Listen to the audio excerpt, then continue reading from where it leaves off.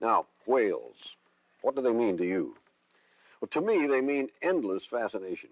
And as you're going to see in a moment, Geraldo Rivera has the same feeling about them. I sure do, Hugh. Part of the fascination, I'm sure, comes from the fact that they are so huge. Now, this is a scale model of a person, average-sized person here. Now, if you just pull back the camera, look at the whale compared to the man. And let me tell you, they look even larger when you see them close up. I bet. Yeah, you know, it fascinates me that whale watching has become such a big business now. Big business. Millions of dollars and thousands of people going to the seacoast just to be near the whales. It's a little different from bird watching, at least the way you went at it. Yes, we went close. Very, very close, yeah. It started out as a scientific study expedition, but it became one of the most extraordinary experiences of my life. On the north coast of the Dominican Republic, it was carnival time in Puerto Plata, a funky little seaport still off the mainstream of Caribbean tourism. And in a way, the excitement of the local people matched my own. I had been invited on board the Regina Maris, the beautiful old square rigger, which lay at anchor in the town's small harbor, is perhaps the world's premier whale research vessel. Permission to come aboard. Please come aboard. Thank you. George Nichols is her captain. Once an associate dean of the Harvard Medical School, Dr. Nichols gave up academic life to devote himself to the sea and to the study of whales. Now, 9 years after founding the Ocean Research and Education Society, he is simply Captain George. And this is his ocean-going classroom, laboratory, and home. The old ship is solid and well-sailed by her 11-person crew. There are also 5 scientists on board and 19 students who receive college credits for their whale research. Our camera crew followed behind in a second vessel. We're headed for an extraordinary place in the geography of whale watching. And then I gotta go straight. Each winter, great herds of humpback whales swim thousands of miles from their various North Atlantic feeding grounds. They come here to a Caribbean rendezvous, 70 miles off the coast of the Dominican Republic. The whale's winter haven is called the Silver Bank. This huge area of shallow seas and beautiful but dangerous coral reefs is where the whales come to mate, give birth, and suckle their young. Interestingly enough, this place was only identified as the whale's winter home just over 10 years ago. Until 1973, this 610 square mile area was the creature's secret.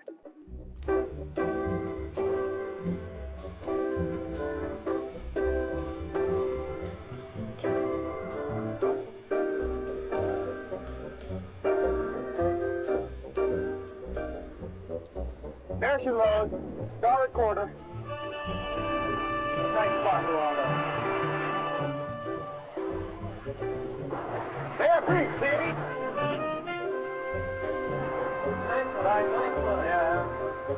Being on the Silver Bank when the whales are there is an unforgettable experience.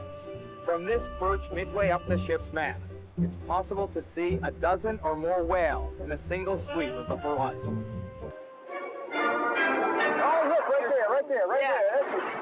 Oh, there's a blow. Yeah, there she is. Right. That's not too far away. There's two whales, right here. Right there. 100 yards, 100 yards, 3 o'clock. Look at that.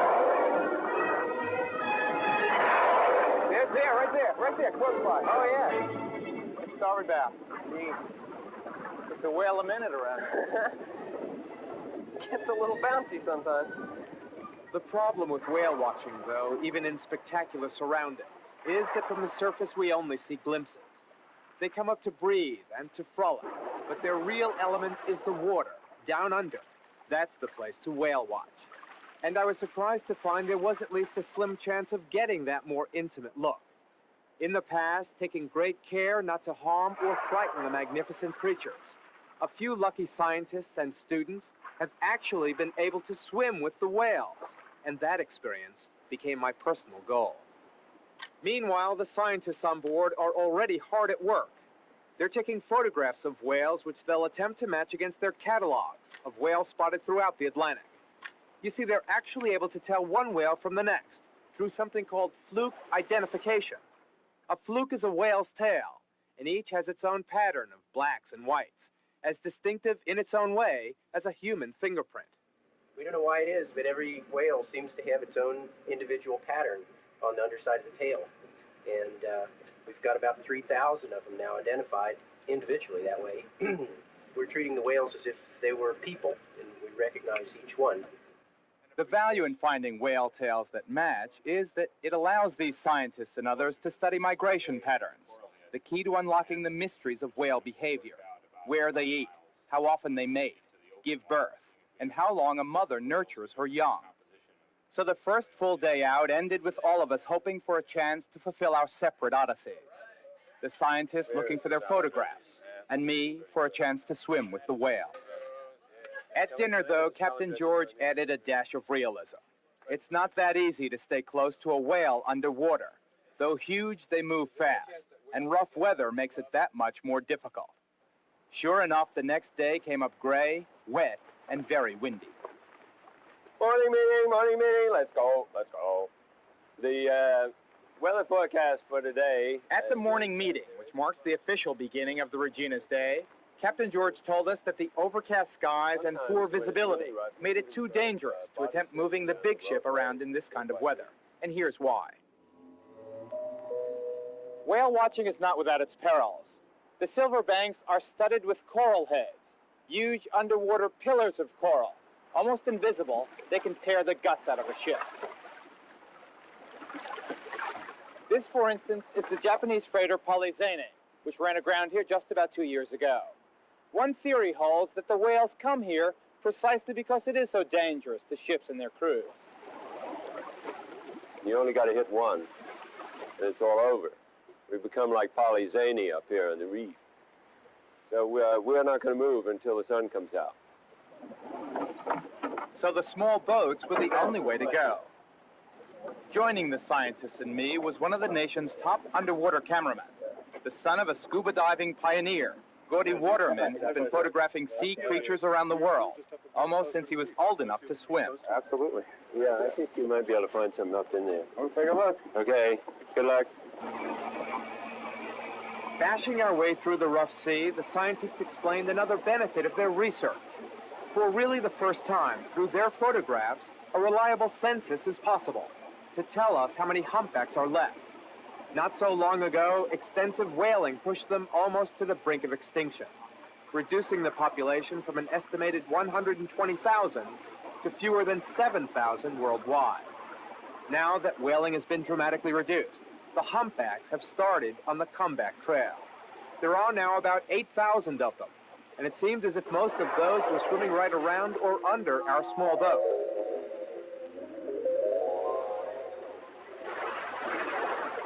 We cut off the outboard engine and drifted toward the whales. Slipping into the sea on this, our first attempt to get close, I felt a mix of emotions. Given the rough seas and the size of the creatures, there was a bit of fear and absolute amazement. Look at these animals. They weigh 30 tons. They're 45 to 50 feet long. And when seen underwater, they fill your vision with incredible majesty. And there was something else. I realize it might sound ridiculous to you, but I wanted the whales to like me. Captain George had told me that at times they actually get curious about human divers, and almost friendly, allowing a very few very lucky people to swim right alongside them. But this first batch was not very sociable. They were what the scientists call a rowdy group, a group of young bachelors on the prowl who hang out together in these mating areas in search of females. And they were impossible to stay with for very long. So our first experience underwater, while exciting, was also frustrating.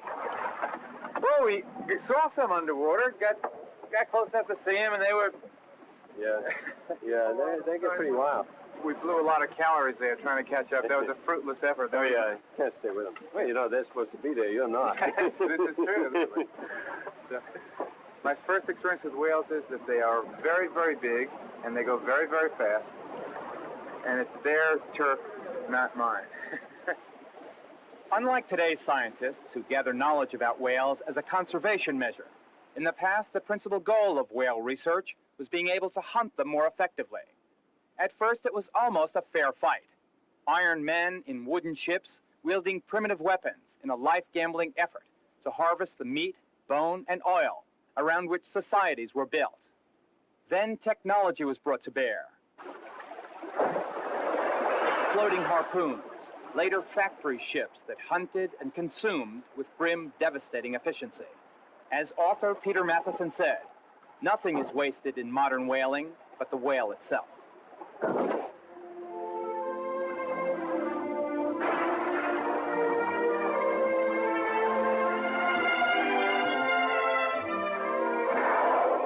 How times have changed. Now these creatures, once considered sea monsters, are among nature's most beloved. We invest them with almost human feelings, and some say exaggerated intelligence. It may be a new mythology, but it is certainly far more humane. What is this thing between people and whales? I think people are fascinated in lots of ways by this animal, which is the biggest animal that's ever lived on Earth. After all, blue whales are 100 feet long. They weigh 60, 70 tons. To think that that is an animal that is in fact like us, and we weigh 160 pounds, we're 6 feet long, it's just, it sort of blows people's minds. I know. We study and are fascinated by the sounds they make. That was what we were just listening to, was theme 2. Right. It's a variable, high-pitched, eerie song that has made the humpbacks famous. They sing almost exclusively in these mating areas, and swimming underwater 100 feet down, my head and body vibrated with the sound of their song. A great chorus, filling the ocean with urgency and energy.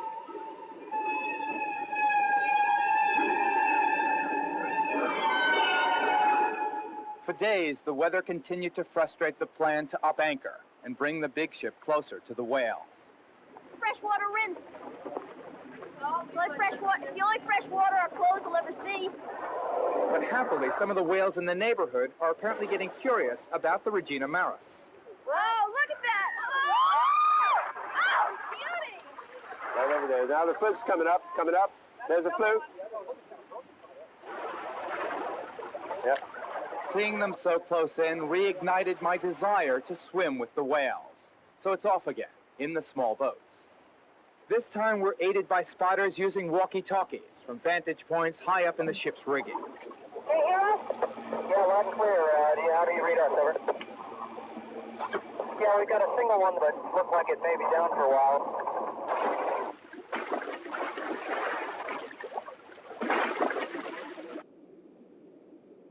Once underwater, the whales around Gordy and me do seem more curious. And for an instant, I thought one would even get close enough to touch.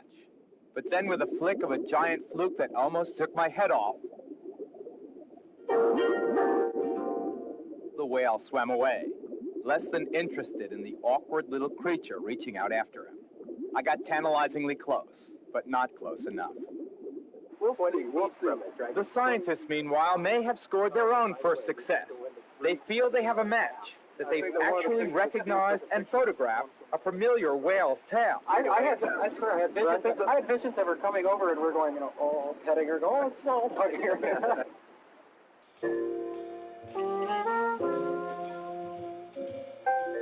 On our last day out, the weather finally gave us a break.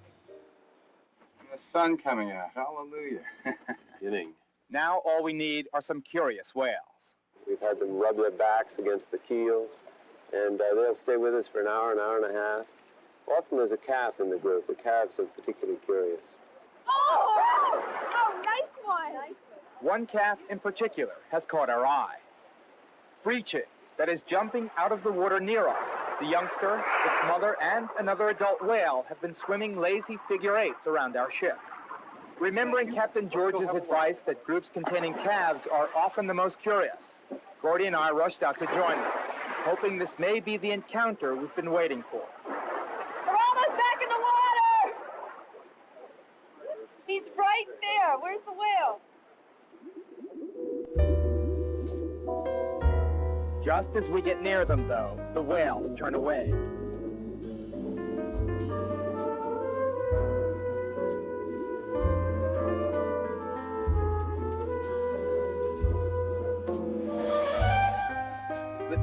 pilots are about to turn back to the ship and pack up when an incredible thing happens. The whales turn around and swim right toward us.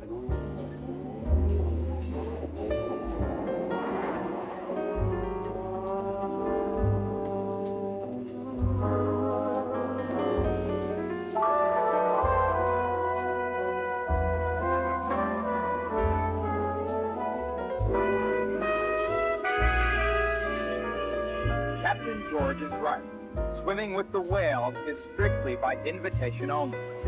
And for a brief but unforgettable moment, I touched the slick, powerful side of one of the adult whales.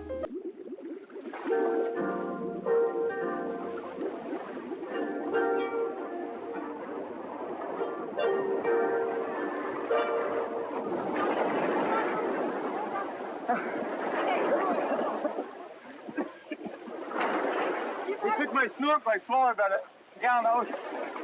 He came past, and Gordy was filming him from behind, and I swam in, and he just kept coming closer and closer, and then the whole sea was just this whale. And I put my hands on his body and slid all along his body.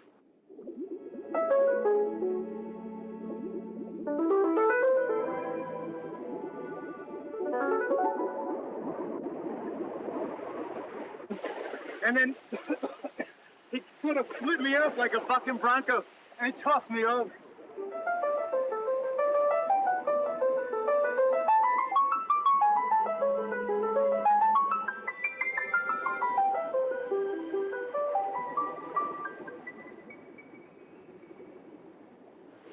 It felt like you were riding the ocean. I mean, it is the ocean incarnate, the ocean alive.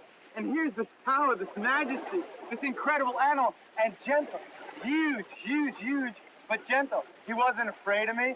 He wasn't mad at me. Nothing. He said, I'm going to give this boy a little ride. And then as soon as he got tired of me, he just gave his little tail a whop, and I went, goodbye. And he took my snorkel with him. It was amazing. It was amazing. It had been a thrilling adventure, and I was exhausted by it. I need a break. But the whales apparently still wanted to play. Just about 100 yards from the ship, one of the adults kept pounding the water with his flute, as if to say, come on back out. The game has just begun. Well, maybe next year.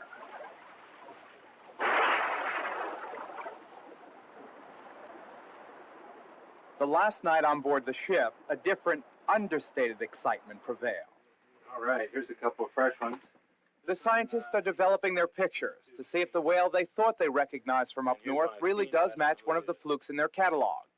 If it does, it will confirm the growing evidence on migration patterns. It's information necessary for effective study and protection of the whales. Yep. Yeah. When did you shoot it? No, I it saw- doesn't have the scars. There it is. There it is, Oh, right okay, there. well, It does. They have a match. I'll check the video. 4030.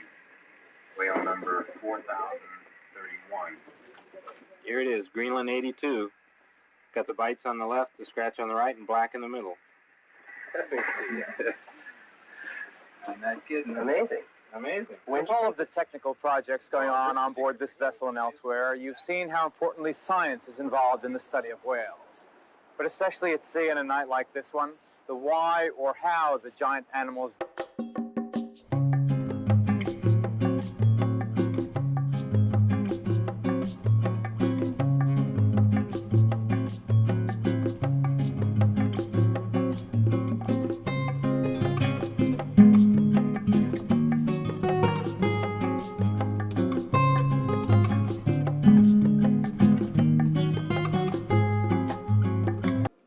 Humpback whales are on the endangered species list, so they are protected against hunting and against harassment. You just can't go out to the ocean and swim with the whales. I can vouch for the fact you weren't harassing that animal. Loving But it. You did have permission, though, didn't you? Yes, the vessel we were on has a federal permit for scientific research. That was fascinating. You know, the tragedy is there is no world economic necessity for harvesting whales of any kind. None whatsoever. Why kill them? Really interesting. Thank you, Geraldo.